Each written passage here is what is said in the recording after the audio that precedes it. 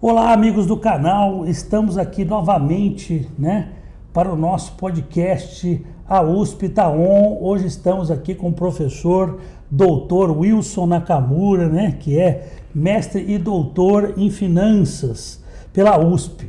Muito bem-vindo, professor. Agradeço aí a sua participação aqui no nosso podcast. E hoje nós vamos ter um assunto muito interessante, que é tratar de investimentos na empresa, quer dizer, fazer dívidas para poder crescer, professor?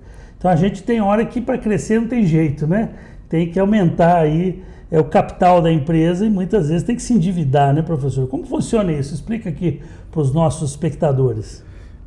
Então, Gastão, na verdade, toda empresa que atua em mercados competitivos precisam crescer ao longo do tempo. Crescimento é mandatório para qualquer empresa que queira se manter forte no mercado, se manter competitiva. E o que acontece é o seguinte: para que as empresas possam crescer, elas têm que investir, logicamente. Sim. Investimento é fundamental para que o processo de crescimento da empresa ocorra. E para que a empresa possa investir, por sua vez, ela precisa dispor dos recursos necessários para realizar esses investimentos.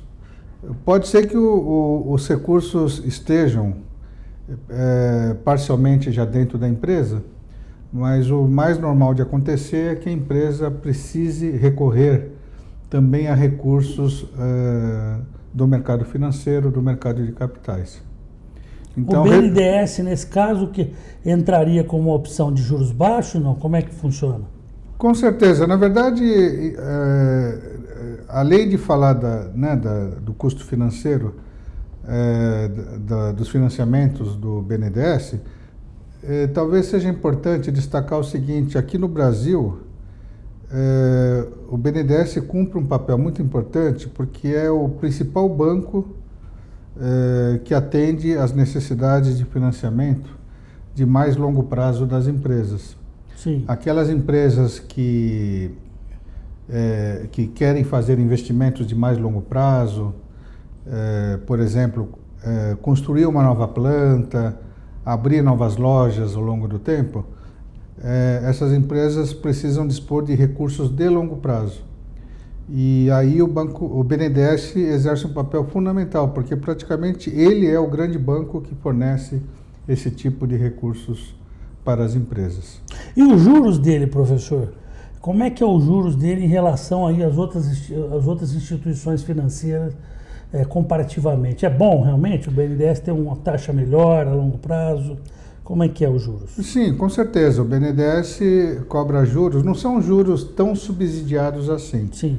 Mas podemos considerar que o BNDES cobra uma taxa de juros que se torna atrativa, para empresas que querem fazer investimentos. No passado já houve situações em que o BNDES oferecia para empresas opções aí de crédito com taxas bastante subsidiadas. Sim. Isso já não ocorre tão facilmente, digamos assim, Mas, de qualquer maneira, as taxas de juros cobradas pelo BNDES são taxas razoáveis, que as empresas normalmente consideram vantajosas. Eu gostaria de perguntar... Inclusive comparado com outras opções de investimento, de financiamento que existem no mercado. Sim, antes de mais nada, antes da gente continuar, você que está assistindo, clique no sininho aí embaixo, passe a seguir o nosso canal, nos ajude aí, faça as suas observações aí sobre a nossa entrevista, é muito importante para a gente. Mas continuando, professor, o que o senhor daria de dica aí? Não tem cuidados a ser tomados com o volume de dinheiro a ser captado, para poder investir? Não corre o risco da empresa se endividar de uma forma que fica difícil de sair? E também o que o senhor acha a previsão aí de futurologia, vamos dizer assim, com relação às finanças do país, Porque a gente precisa calcular a médio e longo prazo, um investimento pesado, dependendo de alguns milhões que a empresa capte para investir na própria empresa, Então tem que saber muito bem aí onde está pisando para não se enrolar, O que o senhor acha? Exatamente. Gastão, talvez seja importante dizer o seguinte: as empresas, de uma forma geral, acabam quase que necessariamente dependendo de dívidas para poder desenvolver suas atividades e para poder realizar os seus investimentos. Então, o mais normal de qualquer empresa do mercado é tomar dívidas, né, junto a bancos, junto a outras instituições financeiras, junto ao mercado de capitais. Então, tomar dívidas digamos assim, da natureza de qualquer empresa que funciona no mercado. Agora, o ponto que é importante destacar, que você, na verdade, até já, de certo modo, mencionou, o ponto-chave é que as empresas não deveriam se endividar acima de um limite que é considerado tolerável. Sim. Cada empresa precisa descobrir qual que é esse limite. Então, aqui no Brasil é muito comum da gente observar que algumas empresas não são muito disciplinadas, acabam se endividando mais do que deveriam, mais do que poderiam e acabam entrando em dificuldades financeiras. E quando você entra em dificuldades financeiras, pode se tornar muito difícil você sair dessa situação. É quase como uma armadilha, né? Você cai nessa armadilha, fica difícil depois de você sair. Então, as empresas, elas podem sim se endividar, isso não significa nenhum tipo de problema. O problema é você não saber calcular o quanto que você pode se endividar, qual que é o seu limite de endividamento. Isso vale para as empresas e vale para as pessoas também. Isso vale para o governo também, tá certo? Então, todo mundo, né, que toma dívidas no mercado precisa ter essa consciência, essa clareza de quanto que elas podem se endividar ao longo do tempo. Na verdade, eu posso me endividar de tal maneira que no futuro, funcionando normalmente, eu consiga pagar essas dívidas sem grandes dificuldades. Esse aqui é o ponto. O ideal aí, né, professor, era nem ter dívida, né? A pessoa já ter um capital X para ela poder investir na empresa quando ela fosse abrir a empresa, né? Que ela pudesse dispor. Mas é difícil, né?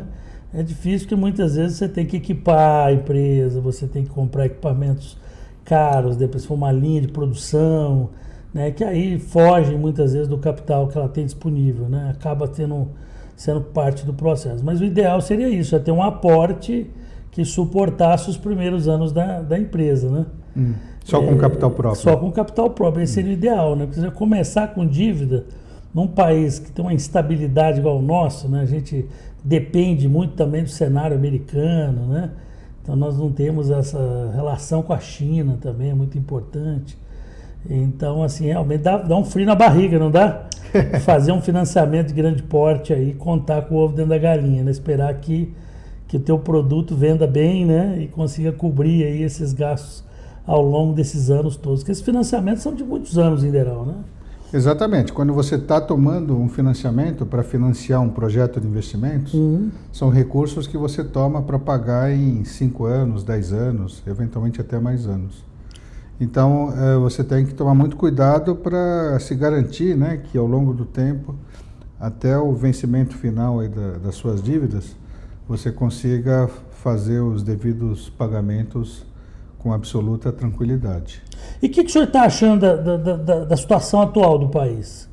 Ela para alguns está razoavelmente boa, estável, a inflação não está muito alta. Isso é verdade? O que o senhor acha como um especialista em finanças? Como tem sido gerida aí pela administração atual, né?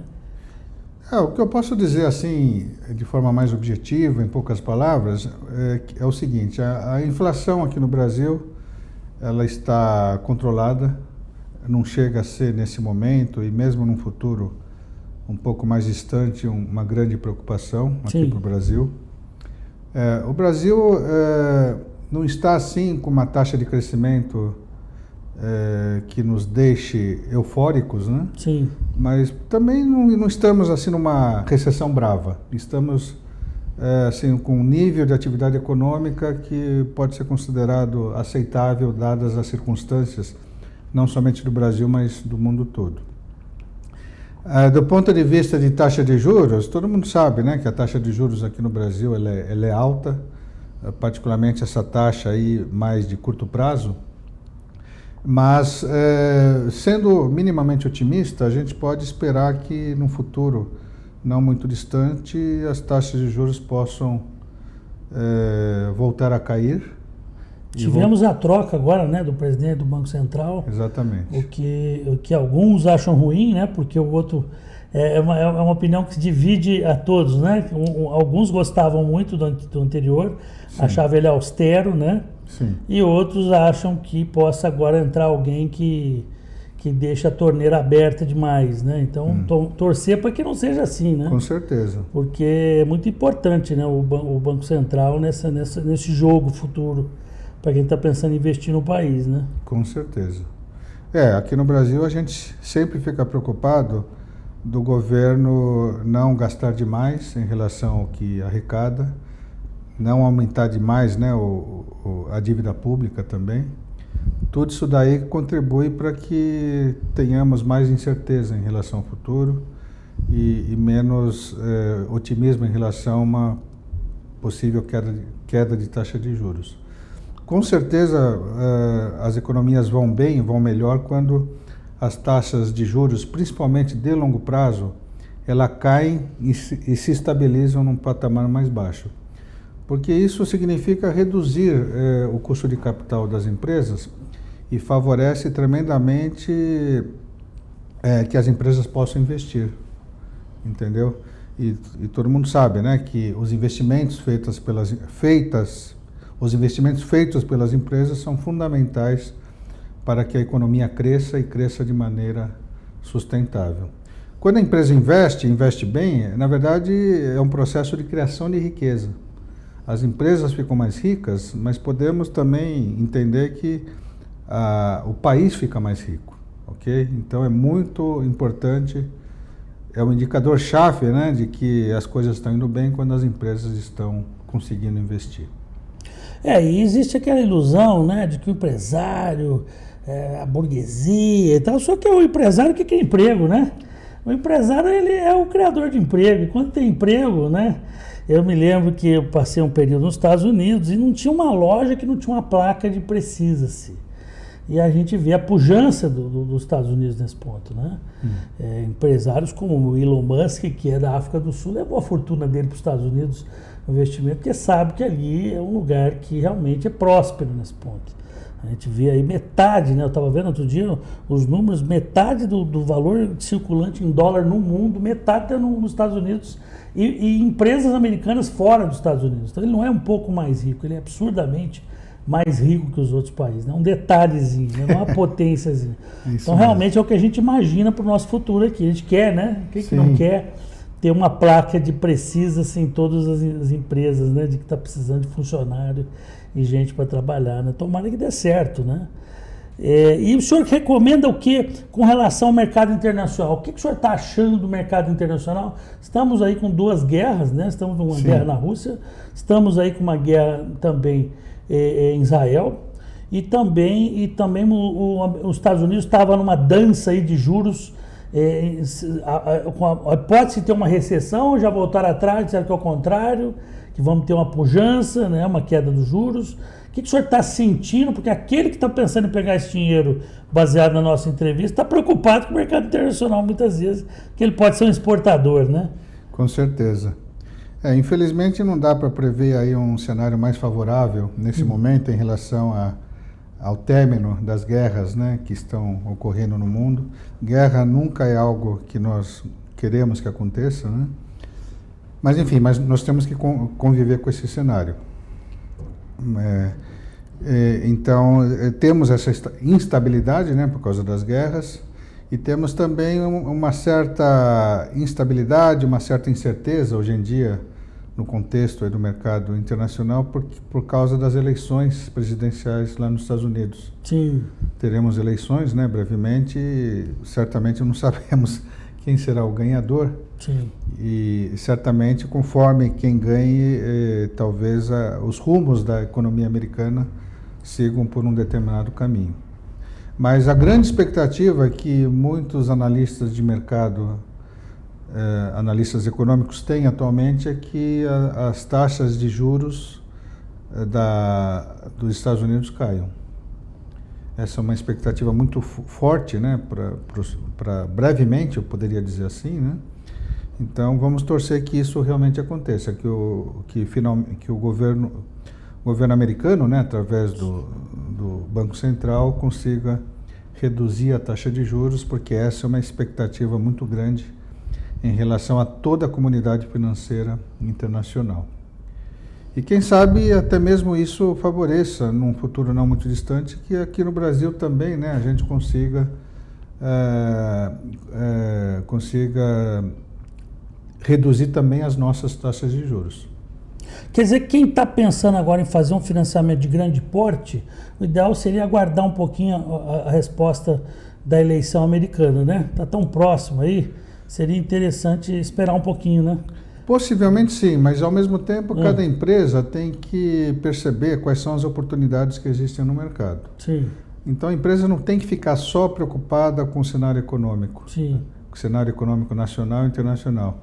A empresa ela tem que estar preocupada principalmente com o seu contexto, né, de negócios e verificar se não existem boas oportunidades de investimento para serem aproveitadas agora. Entendeu? Sim, porque entendo. às vezes, quando uma empresa demora demais para investir, o seu concorrente investe antes, pode conquistar o seu mercado. Então, também as empresas não podem adiar demais os seus investimentos. Isso pode custar caro para ela. É verdade, está vendo como as dicas são importantes? Né? Eu sou um pouco leigo nessa área, né? Especificamente de finanças, não tenho a profundidade do professor, já estava enxergando de uma outra forma. Então é muito importante ter o apoio de um especialista, né, na sua empresa, ou utilizar empresas externas, né, para você estar embasado na hora de fazer investimentos que vão comprometer, inclusive, a renda da empresa, né? Uma parte vai para pagar isso aí depois, né? Com certeza. Mas a gente vê que tem condições e que o cenário está favorável de uma forma geral, tanto interno quanto externo. Acredito que mesmo nos Estados Unidos as duas partes têm tendência, né? O outro presidente já foi presidente e não entrou em recessão. Sim. E a nova, que tem chance de ser presidente, também é uma pessoa positivista que pode atrair investimentos. Tem um lado do mercado também que está gostando do fato dela estar concorrendo. Eu acho que ali, de qualquer forma, vai ser bom ali para quem no mercado. E dentro do Brasil também temos uma previsão de uma certa estabilidade, né? A curto prazo não tem nada de trágico assim para acontecer. O senhor acha que essa dívida interna está muito alta? A última vez que eu vi estava em 146, né, bilhões, né? Sim. Essa dívida interna ela está alta e a preocupação é que ela possa crescer mais ainda. Então a gente tem que esperar, né, que o Banco Central, o próprio governo federal tome aí as medidas necessárias para evitar que a nossa dívida interna cresça mais ainda. O fundamental em relação a isso é que o governo seja disciplinado e consiga aí equilibrar, né, a parte das finanças públicas, não gastando mais do que arrecada. Maravilha, nós vamos chegando aqui ao final do nosso podcast e eu vou agradecer aqui ao nosso professor, né, professor doutor pela USP, Wilson Nakamura. Muito obrigado, professor, pelas suas dicas, né? Eu tenho certeza que o pessoal, o nosso público, vai gostar de assistir essa entrevista. Muito obrigado, né? Quem sabe uma próxima entrevista logo, hein?